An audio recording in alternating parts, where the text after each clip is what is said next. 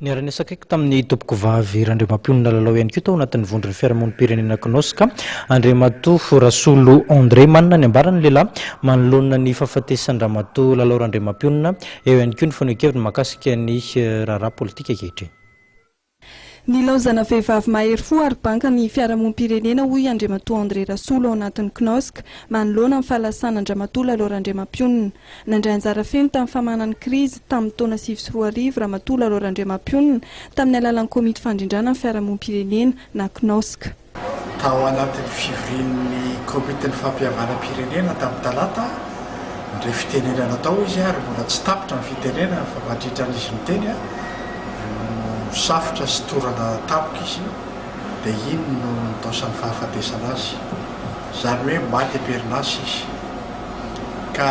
araky ny teninao nandray anjara feno izy tao anatin'ny komity ny fandrindrana société civile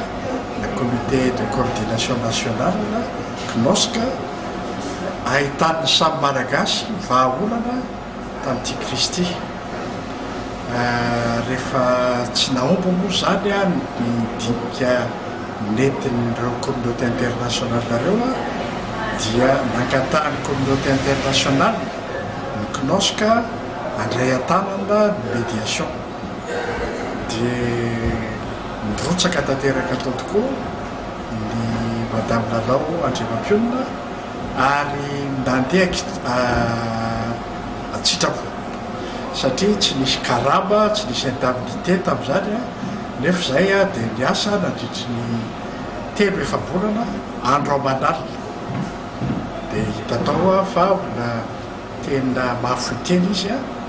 ny toerana ny vorianay moa zany dia tao amin'ny biraoany teny amin'ny lalana makeny Akatso iny dia tsy tanteraka hatramin'ny farany ny médiation nataonay satria tao anatin'ny telo andro monja no niheveran'ny communauté internationale nanaovana azy. Nosoritan'Andriamatoa Rasolo André fa ny hanao fanelanelanana sy fametrahana repoblika tsara fototra no anisan'ny asa no kendren'ny CNOSC. Manoloana amin'ny fanelanelanana nataon'ny FFKM amin'izao fotoana izao dia manana ny ambarany Andriamatoa Rasolo André anisan'ny mpanorona ny CNOSC. Zaho moa tsy nandray anjara teny tamin'ny dinika io fa araky ny fahafantarako azy dinika savaranando ihany izy io.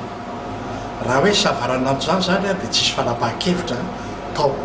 Araka izany mbola mijanona sosi-kevitra araka nambaran'Andriamatoa Rasolo André no mivoaka tamin'ny dinika savaranando izay natao teny amin'ny CCI Vato.